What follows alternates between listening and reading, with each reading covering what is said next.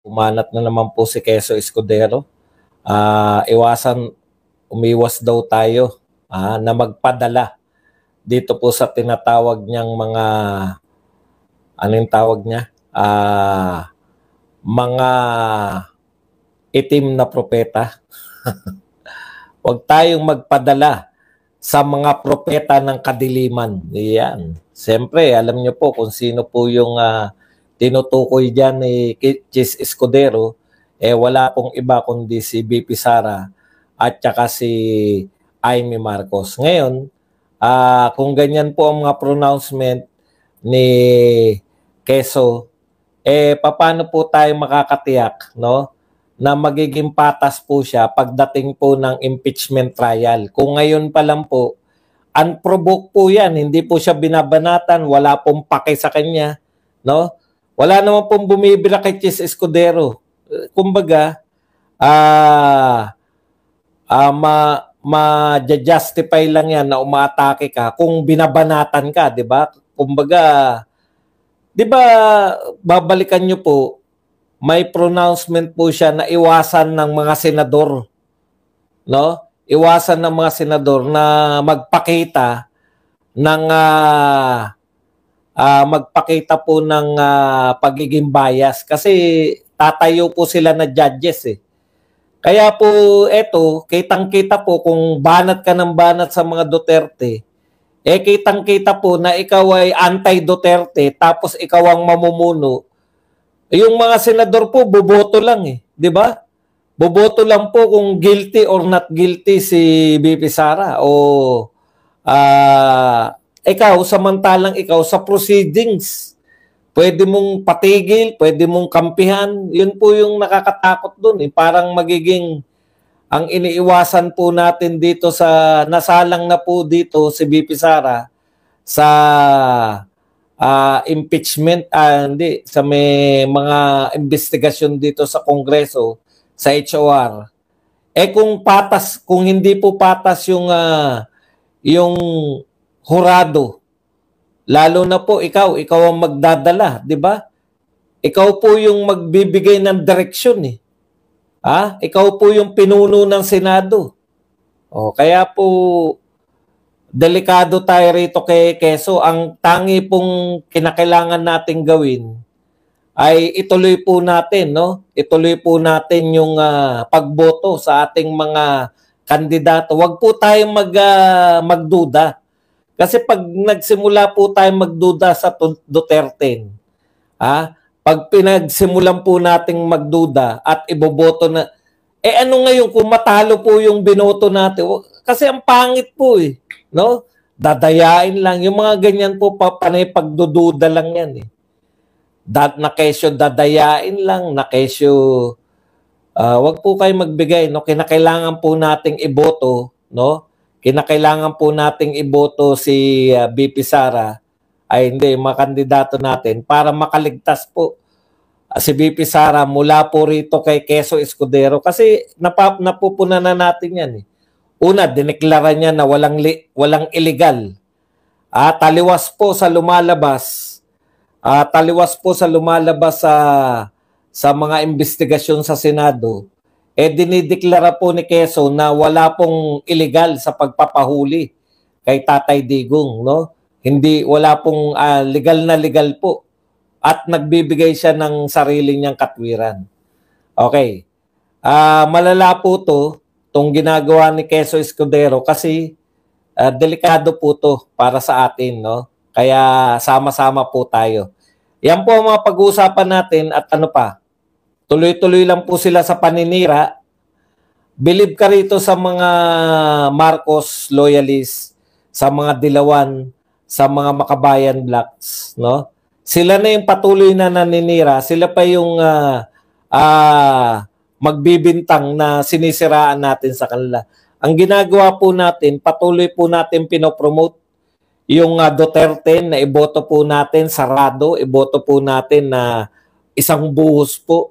Yan lang po makakaligtas sa Pilipinas. Opo, bakit po Pilipinas?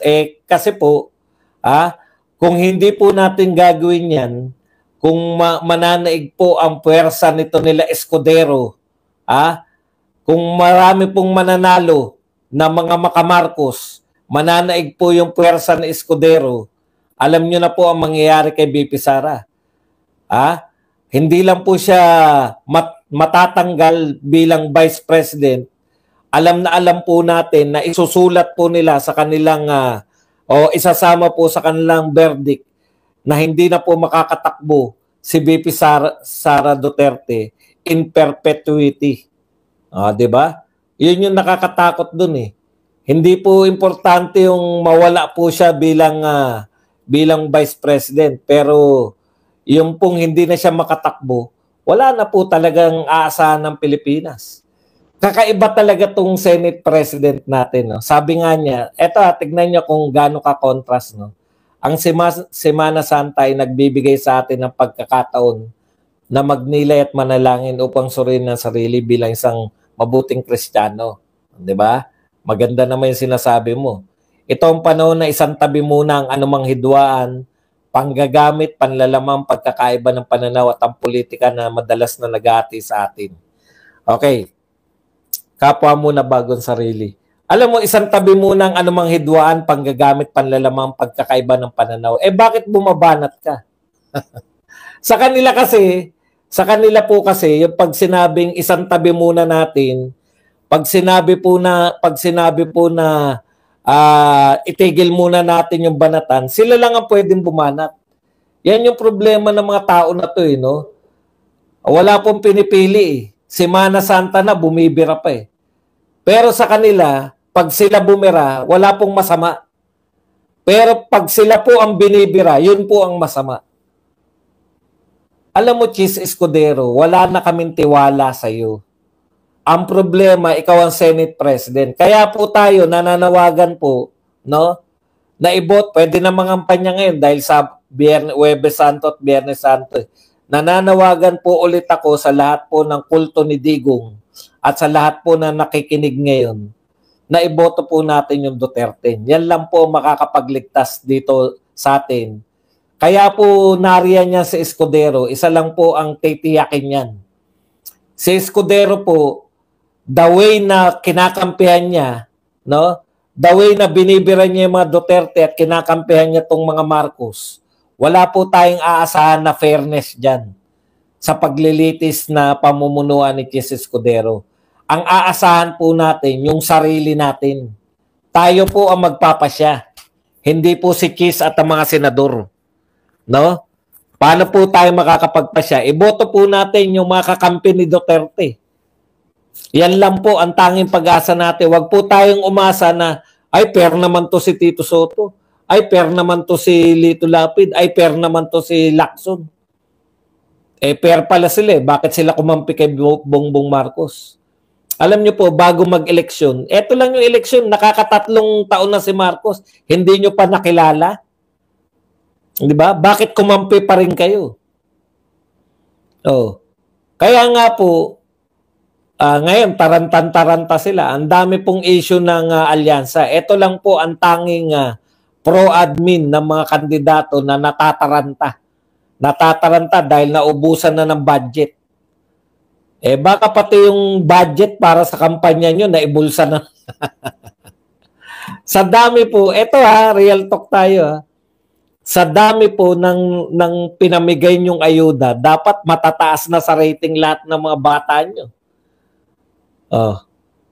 Kataka-taka, di ba? Bakit ang daming pinamigay na ayuda, kulelat pa rin?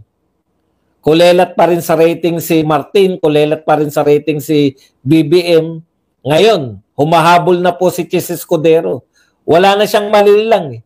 Hindi na nakakapanlilang. Ngayon, nakikita na kasi yung tunay na ugali. Biro mo, bakit ka babanat sa mga Duterte ngayon? Hindi ka naman inaano. Di ba? Simple lang po yan. Kaya siya nalagay dyan, parang si Anticler yan. Isa lang po ang trabaho nila. Maging attack dog ng mga nasa Malacanang. Hindi ko sinasabing yung pinuno lang, yung mga nakatira sa Malacanang. Maging attack dog to. Kita nyo naman, kitang-kita po. Sa lahat ng mga picture, kasama yung si Quezon Escudero. Huwag ka mag-alala. Sa susunod na kongreso, tanggal ka na sa pagiging Senate President. Hindi ka na rin maasahan. Tama yung ginawa mo, dinelay mo. Akala mo kasi mananalo, di ba? Dinelay niya eh. Akala niya, maraming mananalo. Kasi yun yung unang mga labas ng survey. Oh. Magaling masyado yung presidente nila. Magaling masyado yung presidente. Pinakulong si Duterte. Alam niyo po, ang mga Duterte, konti lang po dyan yung winnable. Kung tutuusin, sa normal na buhay, ano po yung normal na buhay? Yung ang botohan po, pagparaan po ng pagboto natin ay hiwa-hiwalay. Yung paraan po ng pagboto natin ay isa-isa kung sino yung kursunada natin. Sa normal pong buhay, marami pong hindi papasok dyan sa Duterte. Hindi. Ang ginawa niyo abnormalidad eh. Ito lang ang presidente na nagpakulong ng dating presidente ng Pilipinas. Hindi dito sa ibang bansa. Baliktad eh. Si Harry Roque gustong-gusto niyong bumalik sa Pilipinas. Si Tebes gustong-gusto niyong bumalik sa Pilipinas para dito litisin. Pero si Duterte ayaw niyong litisin dito. Bakit? Alam niyo na wala naman talaga. Kita niyo nga, pati nga yung ID. Saan ka nakakita? ID ng mga testigo nila. ID ng mga sinasabing biktima kuno. Tinututulan. ID. Dahil antay-mahirap daw yung paghanap ng ID. Yung pala, nakalagay pala yun sa ICC. Na kinakailangan siguraduhin na yung sinasabing biktima ay totoo ang identity. At ano pa po ang makakapagpatunay na totoo yung identity niyan, kundi mga ID. Alam nyo na kung bakit. Alam nyo na kung bakit ayaw na magkaroon ng mga ID ng mga biktima. Kuno.